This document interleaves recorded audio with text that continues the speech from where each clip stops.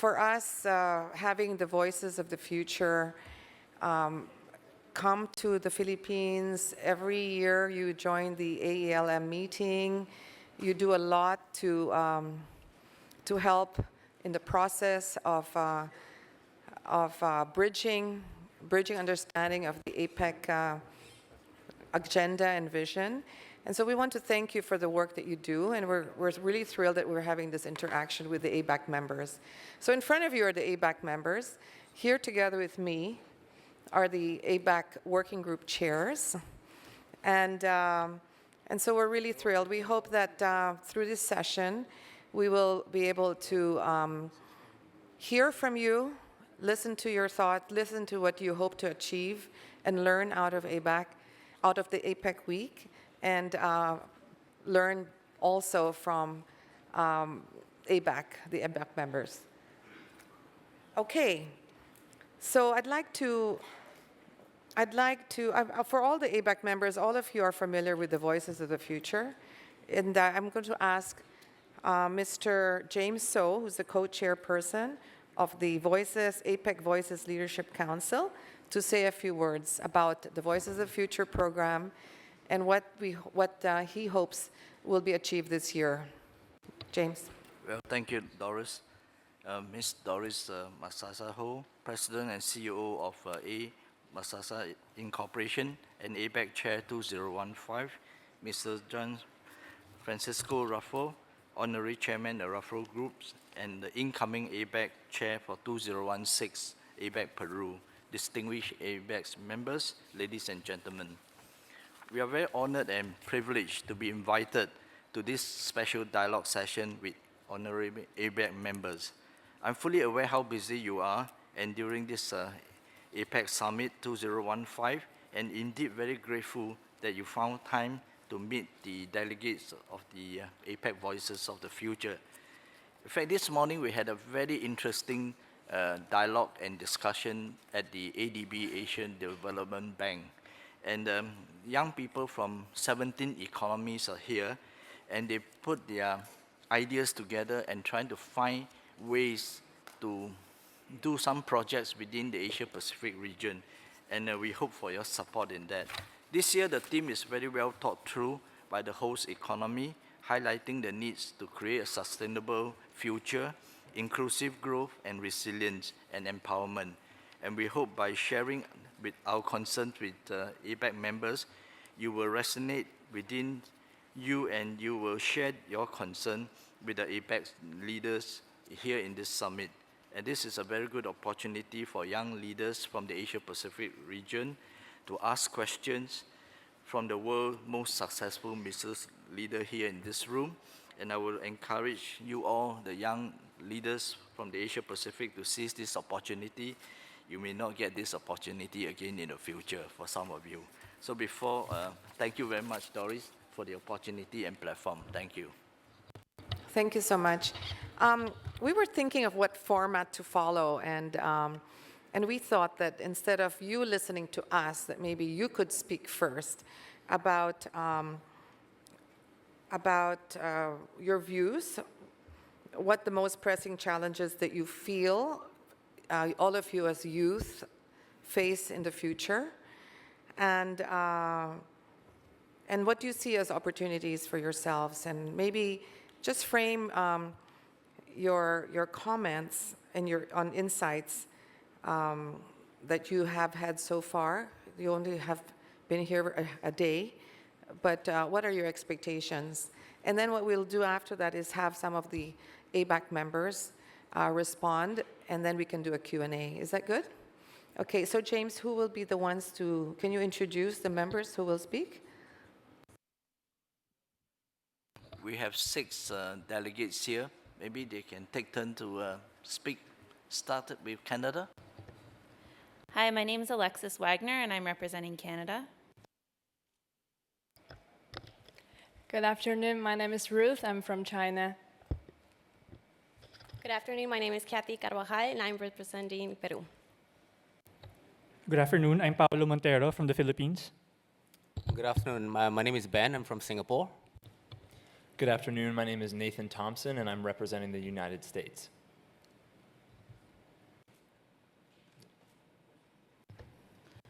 Thank you. So I'd like to take this opportunity to talk about Sustainable Development Goal 13, which is climate action. And it's something that we talk a lot about, but it's really about getting those actions in place and actually taking action and sticking to what we say. So a lot of the development and growth that the Asia Pacific has seen over the past decades has been on the back of non-renewable natural resources. And this affects our environment as well as it prevents actual sustainable growth. And the sustainable communities is one of the themes that we are talking about and are highlighting in the Youth Declaration this year. So it's imperative that countries and the economies present at APEC actually look towards developing whole government solutions towards environmental challenges. And that goes beyond just investing in startups, but actually looking at whole government solutions ranging from trade policy as well as environmental regulations. And it's imperative that when we are talking about these things, we think about the opportunities that we have to eliminate tariffs on environmental goods, because the more ability that we have to deploy solutions and technology that we develop in our countries, then the better off all of our economies will be looking forward to this sustainable growth. And the Canadian delegation has had the opportunity thus far to speak with the other Voices of the Future delegates about their relationship with nature in each of their economies. And even though everyone recognizes the importance of connecting with nature, not only for their own health, but for the economic prosperity of their countries, one of the greatest issues is that there actually is a disconnect between youth and nature. That's not only at the youth level, but throughout all ages. And we hope that we can all work together towards addressing this issue, making our nature and our natural heritage more accessible to youth, so that environmental concerns are embedded in all of our societies and all of our countries. So moving forward to new generations, we will look at these issues as at the forefront of what we should be addressing at conferences like this. Thank you.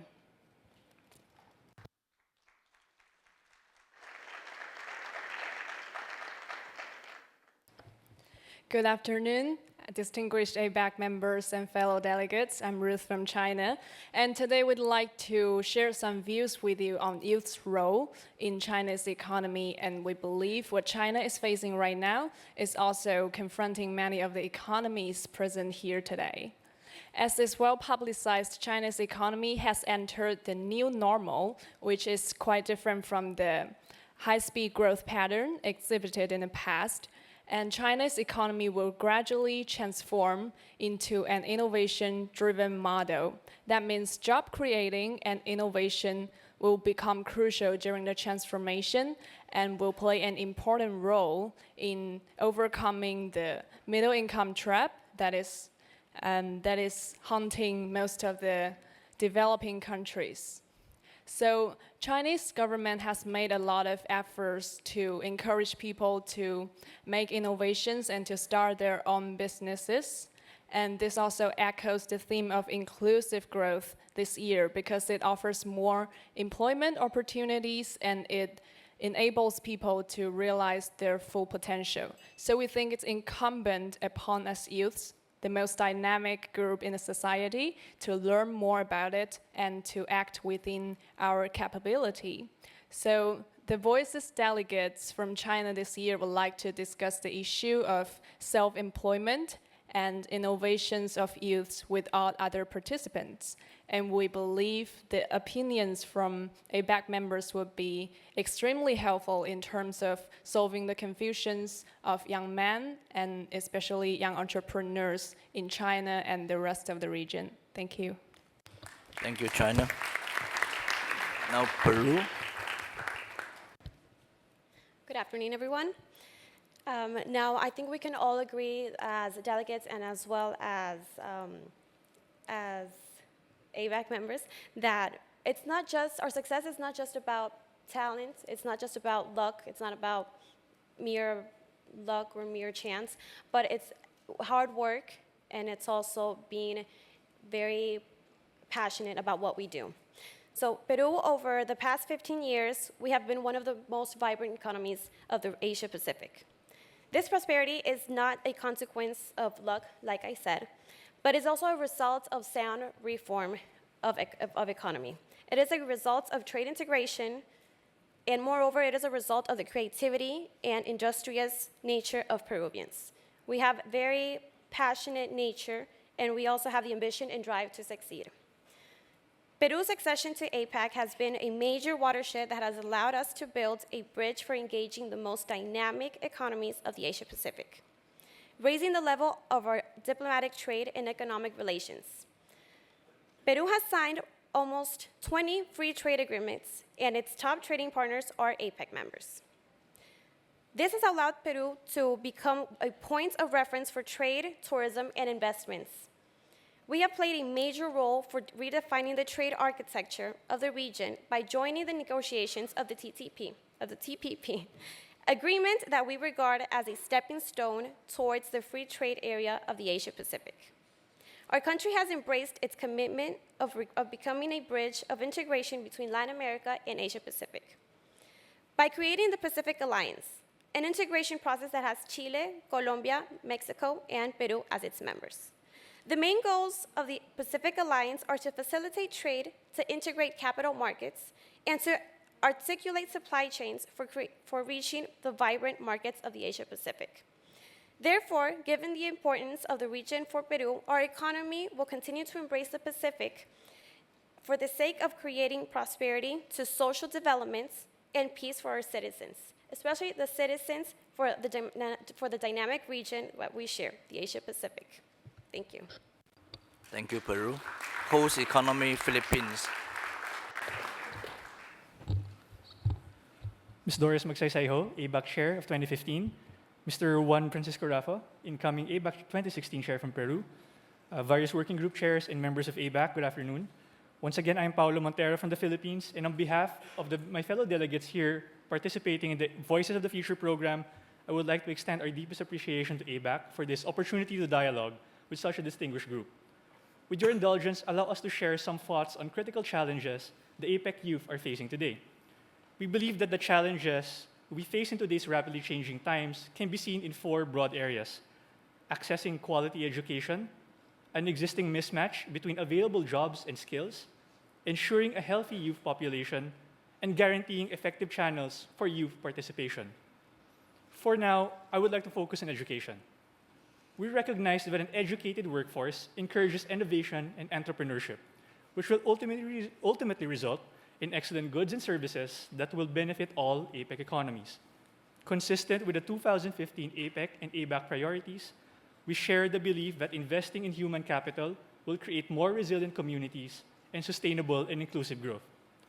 On these points, we would like to know if there are existing plans within ABAC to build the capacity of the region's human capital. Regarding cross-border connectivity, will ABAC or even APEC consider facilitating greater mobility of academics and students between APEC universities? And lastly, taking into account the Philippine experience, collaboration and innovation centers such as Idea Space, Impact Hub, Kickstart, or even some nonprofit organizations, they have had good experiences in incubating highly effective and highly innovative projects addressing climate change and even governance concerns. Will ABAC also consider encouraging governments and their respective private sectors to invest in these innovation centers, especially those based in universities? Once again, thank you very much, Madam Chair, and the members of ABAC present today for this opportunity, and we look forward to a productive dialogue this afternoon. Good afternoon once again. Thank you, Philippines. Now, Singapore. ABAC Working Group Chairs, distinguished members of ABAC, ladies and gentlemen, a very good afternoon. My name is Ben again. I'm delegate from Singapore. I think one of the key challenges globally is right now that we are facing is the anemic macroeconomic environment which has been stumbling along since the global financial crisis and the European sovereign crisis. And I think we need to be cognizant, and we will not see global economic growth rates of a double digit or even a high single digits going forward, despite numerous rounds of quantitative easing by the Fed, the ECB, BOJ, as well as easing monetary policies by numerous central banks all over the world. And although the US is poised to be one of the first central banks to start raising interest rates after 7 years of zero interest rates policy, I think the forecast on the pace of growth has been scaled back much lower than initially expected. So how does this impact APEC? In my opinion, this means an immediate need for even more cooperation amongst its members to stimulate inter- and intra-region growth as we navigate through uncharted waters. And this is even more critical for a country like Singapore, which is at a crossroad now. I mean, we had grown at such a tremendous pace to become where we are in a short span of 50 years as we celebrate our Jubilee anniversary this year. We have evolved from a manufacturing-oriented to a services-oriented economy, which now constitute to over 70% of our GDP. A critical challenge for us now is how we can sustain growth for another 50 years and beyond with very limited resources for the generations to come. We all now need to adjust to a new paradigm of a lower growth rate. I mean, we have continued to embrace higher value-add industries like the pharmaceutical and robotics industries that have helped to increase productivity and efficiency. But what is next? With the high national literacy rate and a rising percentage of degree holders, of which more than half are youths, it becomes increasingly challenging to create enough of these quality jobs to accommodate this skilled labor. Statistics have suggested that even though a large number of graduates have found jobs, there are a substantial number which are underemployed. And by definition of underemployment, this is when highly skilled people work in low-paying or low-skilled jobs. And this is either by choice or by circumstance. This phenomenon of underemployment is going to be very common in most advanced nations and will likely remain a perennial challenge to come as the nations progress. On a positive light, it's been very encouraging to note that there is an uptrend in number of young entrepreneurs of late. And according to the Global Entrepreneurship and Developmental Index, Singapore is ranked 15 out of 71 in terms of risk-taking, seizing opportunities, and starting businesses. Even more encouraging to note, anecdotally, many of them are also incorporating and championing social causes and objectives, in addition to meeting their bottom lines. So perhaps APEC, ABAC, and global business leaders like yourself can kindly support and lend your encouragement in creating a conducive environment for these startups and SMEs as they dare to dream to become the next Apple, Samsung, or even Alibaba. Thank you. Thank you, Singapore. Now, USA. Good afternoon. Again, my name is Nathan Thompson, and I'm a student delegate from the United States. Before I begin, I'd like to thank the ABAC members for taking time to meet with us and to listen to us. We very much appreciate your willingness to hear our voices, and I hope that our comments are helpful and informative for you all. We were asked today to discuss pressing challenges facing the APEC region, as well as opportunities brought about by today's megatrends. And so, briefly, I would like to discuss the opportunity and challenge of harnessing international trade as a means by which we can create sustainable and inclusive growth. Many agreements in today's day and age, such as the Trans-Pacific Partnership, the Association of Southeast Asian Nations, and the Regional Comprehensive Economic Partnership, are examples of how the world is becoming more connected, and the size and scope of these agreements highlights how important it is that they're created in ways that encourage sustainable and inclusive growth. Sustainable in the sense that they allow for the stewardship of natural resources, stable employment, and good governance, but also inclusive so that regulations are not so prohibitive as to make business development impossible. So one area in particular that I would like to discuss is the area of small and medium-sized enterprises, or SMEs. SMEs are large drivers of youth employment, and they are the backbone of many economies. Thus, ensuring that SMEs are benefited by international trade is critical for the building of sustainable and inclusive growth, especially for youth. So, how can ABAC and the APEC region address this reality? By continuing to be an advocate for SMEs on an international scale, by providing resources to connect SMEs across international lines, and by working to ensure that expanding markets opened by international trade agreements are made accessible to SMEs in the APEC region. I believe that this attention given to SMEs will allow for greater youth participation in the global economy and greater strength in the APEC region. Thank you. Thank you, USA. Thank you so much. That was really impressive. So just to quickly summarize, we heard your voices on sustainability and the call for action on climate change so that there is more of a connection between the youth and nature. Innovation as an opportunity for future growth. Regional integration as a way to leverage on the creativity and passion of youth. investment in human capital, investment in education, to be able to have a future and to create innovation ecosystems to allow youth to benefit from the future digital age. Basically, with sustaining, how do you sustain growth and create the environment for the new opportunities for the future to sustain regional growth. And the last one on opportunities to harness international trade with regional agreements and how to help SMEs be more engaged in trade. So I'd like to get responses from chairs and working group chairs. Who would like to start? So this is Anthony Nightingale. Well, first, thank you all very much. Some very interesting insights there, and I think you picked most of the main topics that I would say of major concern. You missed out one, which I'll come to. I'll leave you for a moment to wonder what that is. But first of all, yes, I think in a lower growth world, a world that needs to focus on sustainable and inclusive growth, these are all very, very important problems. I would say a key thing that we have continued to focus on as APEC is the free trade and investment agenda. And inside that, we've had a specific focus in recent years on trying to elevate the importance of services in discussion between governments. And a number of the issues that you talked about, again, are very relevant to services. Why are services so important? There's some 2/3 of economic activity across APEC. Also, if you think about it, uncompetitive services leads to uncompetitive manufacturing, uncompetitive agriculture, uncompetitive mining, so it means your whole economy is not performing in the way it should. So that we very much had that at the height of one key point of our agenda. Also on the connectivity side, infrastructure. The infrastructure deficit in our region is well known. We've put forward various ideas how to manage infrastructure projects better, how to finance infrastructure projects.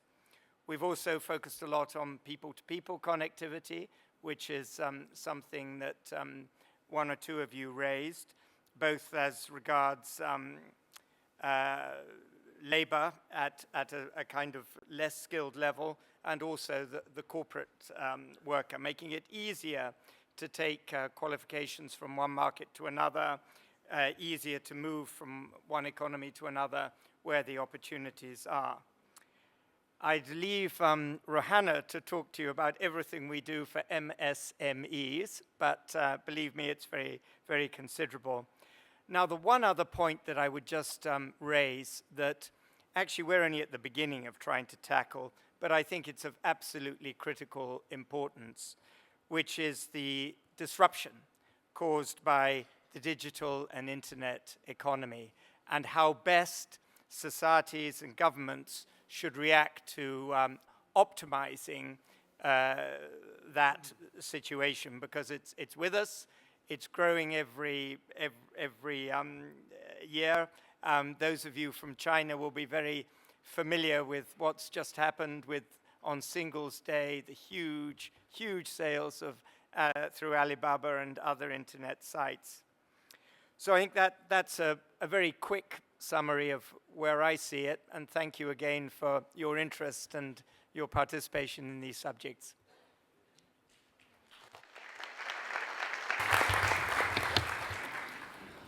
Good evening. My name is Rohanna. I'm from APEC, Malaysia.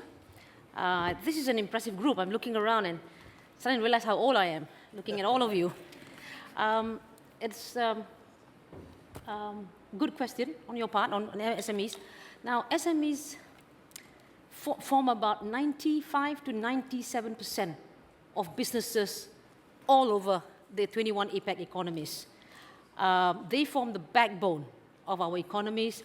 The contribution can range between anything from 30% to about 45%. Even Hong Kong, I thought not a big SME role, but very, very huge. Hong Kong's about 97.2. Malaysia is about 97.5. And this is important, not only APEC, but APEC is aware of it. SME has been a key pillar in all the working group studies in APEC for as long as you can remember. And the role of MSE, if I can do this very quickly so that I don't want to take too much time, there are 4 key areas for how APEC and APEC working together to make sure that, they can move from strength to strength. They get stuck at, for example, there are 4 main areas. One of the big challenges for them is financing, access to financing. How do we get financing? When you make about $3 or $5 million US, no one's going to say, a bank's not going to do it. So this is something that my friend here, Suzuki-san, is looking at, innovative financing for SME. And we've been doing this work for some time. So, I'd like you to follow me after this. Then the other one is access to global markets. How do we sell our goods abroad?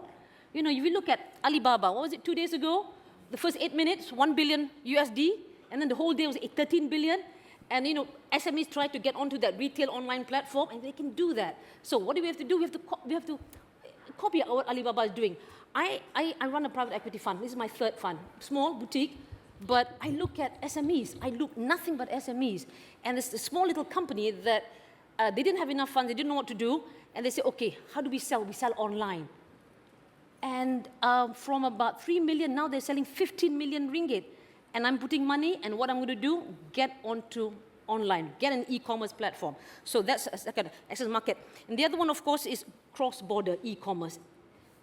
They are not familiar, they don't know how to do this, and this is a big project that we are doing at APEC. And this is my passion, I love this, where basically you tell them, listen, you're small, you're not going to compete with the others, what do? Be innovative about it. You've got to be smart about financing, you've got to be smart about how you sell your thing. So for them, just get onto online, get a local retail online, find a way, or jump onto someone. So Malaysia, we're big on SME. We've been doing this for so long. I think we're the only country in the world with a blueprint for SME growth, and it's been endorsed by the World Bank and the others. So moving forward, this is something that APEC appreciates, understands, but a lot of work's got to do. Now, what we have to do is talk to our APEC leaders. Listen, we can't afford to have crazy tariffs. We can't afford to have customs that's going to cost you a lot of money, and you can't do that. So we've got to make it easy. So this is the role of APEC, business leaders, making sure that we understand the problems that SME faces, and then we sit with our leaders, we sit with all the senior officials, various ministries, finance, trade, and foreign ministry, and talk to them. And I think, without saying this, under the chair of Doris Maksasai-Ho this year, we've done a great job. I don't know how many of you are going to be around, but tomorrow we're going to have a presentation by USC Business School, USC Marshall Business School, and they have done an incredible study, 500 interviews, 250 questionnaires right across. All 21 economies are represented, and basically you turn on to, let's say, for the sake of argument, Papua New Guinea. Oh my God, they haven't got internet, Wi-Fi. How do we do this? So they've got all those things that they have to do. Philippines has issues with customs. Malaysia has issues with logistics. And they've done this great work. And any of you interested in this, we can send you USBs or whatever you want on this. So APEC understands this subject matter. We know that this is so important for small, medium-sized companies to move forward. Microsoft is great, Alibaba is great, but they don't make up the 97% of the companies. Thank you very much.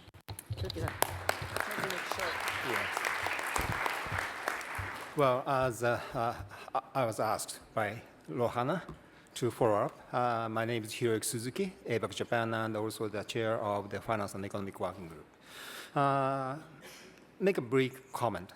First of all, it's not only APEC, but also G20 and others who really focus on MSME issue as well as infrastructure issues, because those are the key devices to set the future trend, future trajectory of the economy of the regions.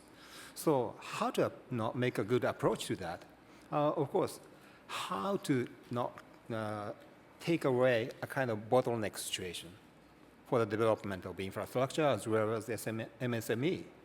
In that context, we are working very closely with finance minister's process as well as other ministers' process to fine-tune the infrastructure from finance side.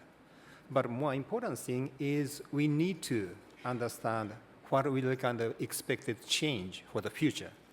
And now members of here just refer to digital kind of thing, or in our area of finance, it's kind of fintech kind of thing. That really creates the change of the business model. And we have a current set of regulations which used to best fit for the brick and mortar, very old-fashioned structure of businesses. So how to take into account the development of the new technology, which really create kind of new, sometimes new normal things, sometimes new business model things, which you are leading for the future.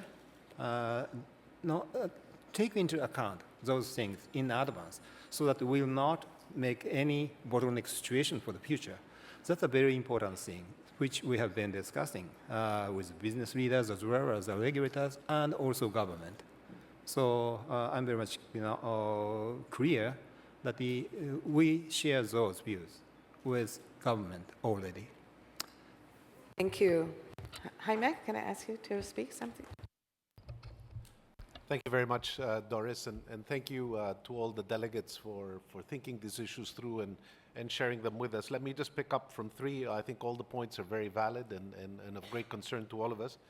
Maybe starting with our friend from Peru, I thought you brought out a very interesting point that actually is underdeveloped within the APEC umbrella, which is linkages across the Pacific. Although we're a Pacific-based organization, the relationships tend to be north-south and within our own spheres of influence. In the case of Latin America, there's a great deal happening within Latin America and certainly up north with the United States. But the cross-border across the Pacific tends to be less. I think you make a very good point. Obviously, you push for Peru to be a bridge, but I think all of us have to make more of an effort in linking up the Latin American continent to Asia, and I think it is less developed. And I think that's a great point.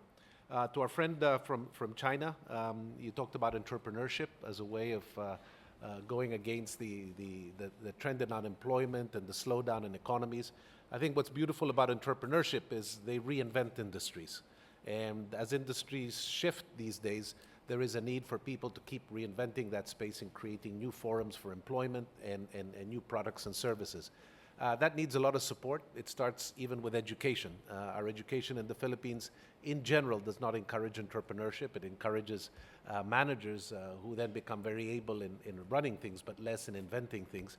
I think for all of us within the APEC umbrella to help out the ecosystem that encourages entrepreneurship is a very valid suggestion, and certainly a great deal of effort has been made by our chair this year in encouraging an SME conference of which entrepreneurship is a big component of it. And finally, our friend from the Philippines, Mr. Montero, I think this whole mismatch between education and employment is a very real one. I think it's not only in our country, where I think the mismatch is great. I think it also is an issue across all APEC countries. There is a portion in time now when graduates are coming out of schools and then having, in many cases, to be retrained for the employment field. In the Philippines, and I'm sure we're a proxy for some other countries, there are a lot of people who never make it to college. They leave high school and then don't have yet the skill set. There's a great need to start matching up a fast-changing industry structure with the employment field, with the education field, which tends to be slower to develop. There is a role for the private sector, I believe, and certainly one for ABAC, to create more of a linkage between industry and the education sector rather than have them as two disparate units. But I think your point is also valid. Thank you, Ms. Chair, for the opportunity. Thank you, Jaime. Then I'm going to ask Deb Close from Canada, and then after that I'm going to ask Alan Zeman to say a few words. Thank you, Chair. First of all, I want to tell you all, I want to thank you. What great thinking and very impressive group of people. And I'm sure you're representing your colleagues as well, so very well done. A couple points that you raised that I wanted to comment on regarding, first of all, Ruth, when you talked about innovation and how important that was. We also in ABAC, and a couple of you mentioned the fact that the economic growth is slowing. And I truly believe that innovation, and we all believe in ABAC, that innovation is going to be a key factor in continuing to accelerate growth. And we're very focused on that, and we have a number of initiatives, especially related to the MSME sector, related to innovation and how we foster innovation. And we're going to be talking about more of those over the course of the next couple days. My own background, actually, I worked in high-tech startups, 2 of them. So I know how important innovation is, and also what it is to be an MSME and to cross that chasm into from an idea to profit. So I encourage you for thinking that way, and also encourage you to, I think that the fact of not being afraid and to take a chance and to be courageous is an important part of a successful MSME, and also in the innovation field. Another factor also, Alexis, I'm also from Canada. And you talked about sustainable development, and I was really encouraged by the fact that you talked about whole government solutions. That is so important, and a little bit of an editorial here, because I also come from the energy industry. So the fact that, you know, we have to get the balance right, and that's why whole government solutions are so important. Energy improves people's lives. And sometimes, especially in developed economies, we think that we absolutely focusing on the environment is the right thing to do. We need to do that. We need sustainable development. On the other hand, what right do developed economies have to tell undeveloped or developing economies that they have no access to energy? So we have to get the balance right between protecting the environment and supplying energy to a needy world. So I was very encouraged that it is a combination of, as you said, trade policy, environmental regulation, and you mentioned specifically the elimination of tariffs on environmental goods. Very important, but the whole government solution is extremely important. Thank you. Thank you. Alan?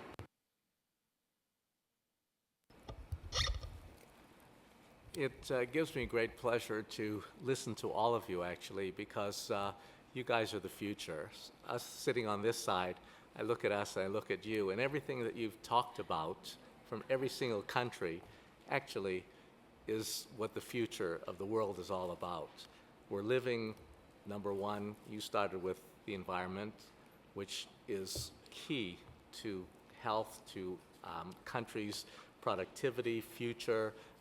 In the old days when most of us grew up, environment wasn't such a big thing. Everybody just worried about having a job and bringing money home for the family.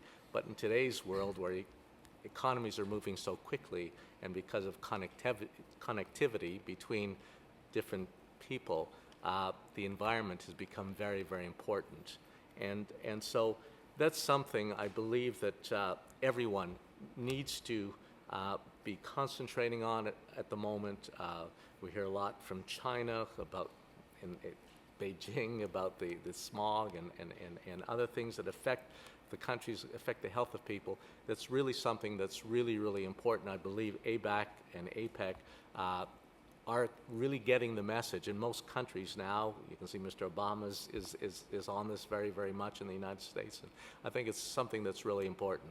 As far as China's concerned, self-employment is something that Li Keqiang the premier just came out and said, this is the future of China, getting young people employed. We're all living in a world of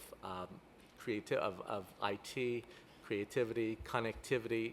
People are working together on a basis. The world is moving quicker than I can ever remember. Governments are moving quicker than I can ever remember. And that brings me to the education part. I believe, and I've said this all along, because of the innovation today, education is falling behind. The people, the teachers, didn't grow up with it. The students today are smarter than many of the professors, unfortunately, or many of the teachers, because they didn't grow up with it. And it's something that needs to catch up. Education must lead. It's something that's really, really, really important, because that is the future. And then talking about SMEs, Rohana has talked in great depth. That's something that ABAC really, really discusses all the time. Creativity, my whole life has been about creating new concepts, thinking out of the box, letting your mind wander, and making the impossible possible. And you can see every great creator has done that, hasn't stayed within the norm, has wandered beyond, and that has made he or she great and has helped the world to progress. And so that's something that's really important. SMEs are the backbone of any industry, of any country. And it's something that governments need to work together, breaking down trade barriers, breaking down barriers. In today's world, really, the internet has no borders, basically. I mean, barriers, whether we like it or not, are being eliminated, even if governments try to protect it. They can't. There's firewalls, there's all kinds of things getting around firewalls, all these different new technology. And so it's a new world that we're all living in and moving very, very quickly, and hopefully we can all sustain it in the end. So I myself, sitting here, am very enthused listening to all of you, making very, very good presentations, and you're an inspiration, I think, to all the ABAC members to know that all the hard work everybody's doing and putting in will be worth it, because when you guys take over in these positions, you'll have a great world ahead of you. Thank you, Alan. Maybe we have time for just 2 questions from you. Do any of you have questions you'd like to pose? Yes, okay, well, let's see, I see a hand. Okay, you raised it first, and then you, right beside it. Okay, go ahead.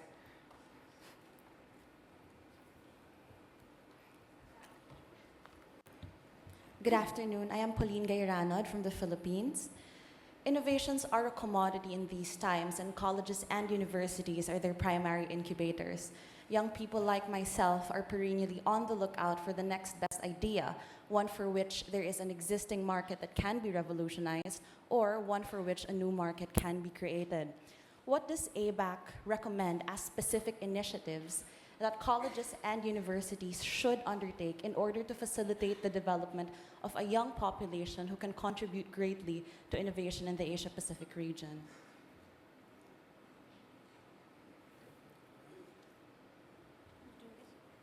They're all looking at me. Thank you for your question. Let me give you my response from the position of being the chairman of a research institute. I think that the word collaboration is a very important word when it comes to getting the best out of innovation and what is out there at the moment. We don't see enough of that, quite frankly. We talk about institutions, the thousands of institutions around the world.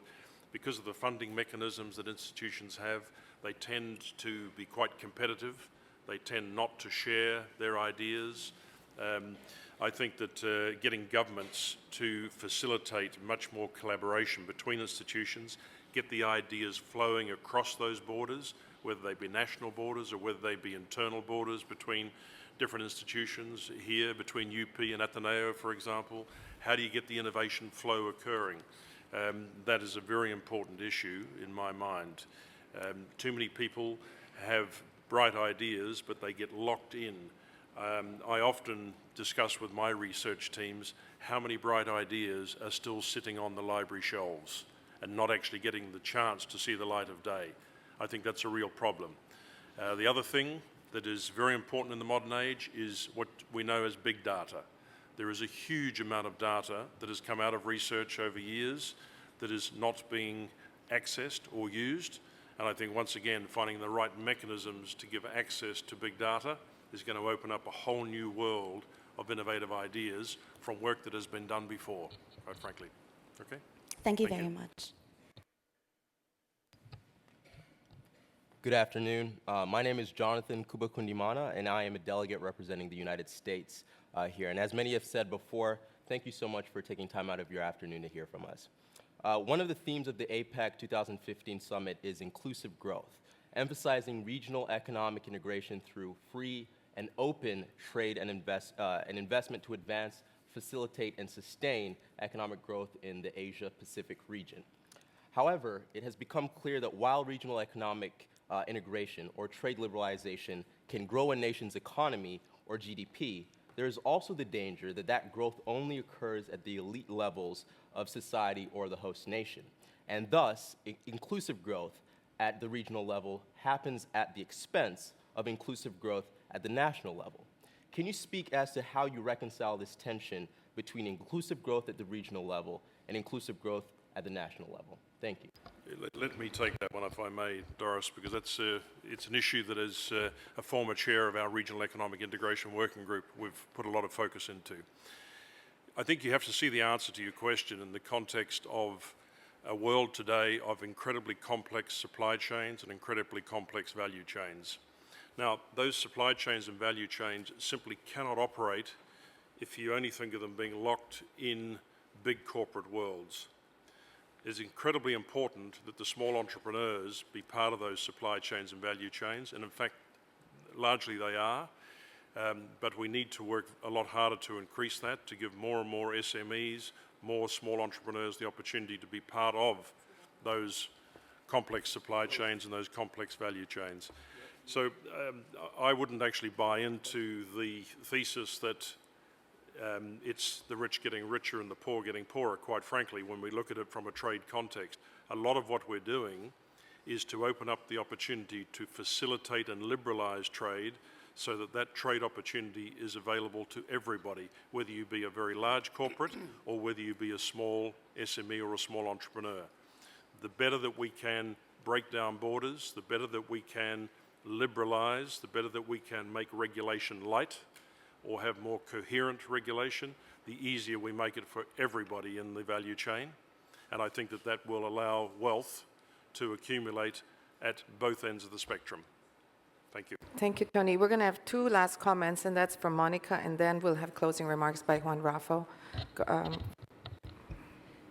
Thank you, Madam Chairman. I just wanted to build on the comment that Tony Noel from New Zealand just made. One of the things that I think is that we keep hearing about things like free trade agreements, things like the TPP, is that this is really a benefit to very large corporations. And you know, when it comes to what APEC is working on, financing, health, digital economy, services, every one of those things is much, much harder for small and medium enterprises to do. Big companies have teams of lawyers that can tackle all of those kinds of barriers. A small and medium enterprise is the one that has the most challenge getting past some of the barriers. And so even though as these barriers come down, it is small and medium enterprises across the board which benefit to a much greater degree even than large corporations. And I'll just say one thing, I think our friends from Caterpillar are not here in the room yet, but one of the things that I learned the other day when we did a meeting with them is that they have 30,000 small and medium enterprises that are part of their supply chain, and every single one of their distributors in the United States, and they have something to tens of thousands of distributors of their products, are all family-owned businesses, every single one of them. So I think that was the mixture, the mingling of corporate and small and medium enterprises is really much more rich than I think is given credit. Okay, before Juan Rafa closes, I just wanted to say New Zealand, that Tony Noel is from, to me is always my greatest example. I love to tell this story. They have 3.5 million people, and they have 33 million sheep. So they obviously can't eat all that lamb chops, and they can't eat all that butter. They also have an amazing agricultural industry, so they can't drink all that wine, and they can't actually be able to consume everything they produce, including the kiwi fruit. I think they've been an amazing economy because they're so good at branding. You all know that you never buy butter and not know it's New Zealand, right? So I love that story because I think that is one of the simple stories that is so impactful in us realizing that this free trade agreement actually helps those that know clearly what it is they're selling, know clearly what their unique selling proposition is out to the world. It's branding that and making sure the world buys it. And I think that one could be a great inspiration to all of you as you face these opportunities that APEC brings to all the economies around. Okay, so I'm going to ask Juan Rafa to close. Let's say a few remarks. Yes, hi you all. We acknowledge the importance of APEC Voices of the Future, providing young leaders from the Asia-Pacific region a unique opportunity to participate in a forum such as this, and in the APEC meetings, the SME Summit and the APEC CEO Summit and cultural events. This allows all of us to have some important dialogues with top policymakers and also to establish links to classrooms, communities of the region, and as a tool to foster cooperation and prosperity. The program provides leaders of tomorrow the opportunity to learn and understand the workings of APEC, learning about regional and international trade, as well as a chance to build a network for young leaders to embrace their cultural differences and to realize existing opportunities. We should understand that beyond trade facilitation, business mobility, and the flow of goods and services, APEC's real richness lies in its diversity. Voices of the Future plays a vital role interconnecting the future leaders of the Asia-Pacific, developing bonds of friendship and cooperation at an early age. In the specific case of Peru, there has been a participation of young Peruvians at the APEC Summit since 2004, and APEC Peru has decisively supported this participation. There has been local support of San Ignacio de Loyola University, which helped in the organization of the program during APEC Peru 2008, and 2016 will be no exception. They are already developing new ideas and messages for the incoming year. The hope of our future lies in the vitality and wisdom of the young.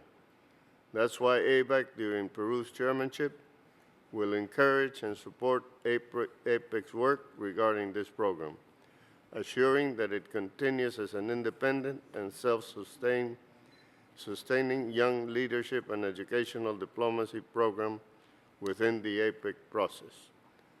So therefore, with the authorization of our chair, Ms. Doris Ho, we declare this meeting finalized. Thank you very much. Thank you very much.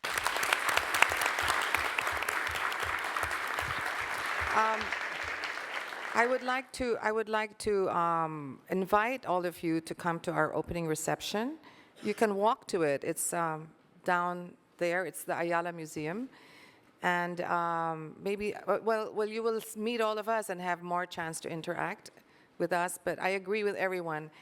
Now I feel very confident the future will be a better world listening to you. So we thank you for your comments. James, you want to say just a few words? Thank you, Madam Chair. Thank you for this opportunity, and we would like to have the opportunity of presenting you a appreciation plaque, and also to Mr. Francisco. Thank you.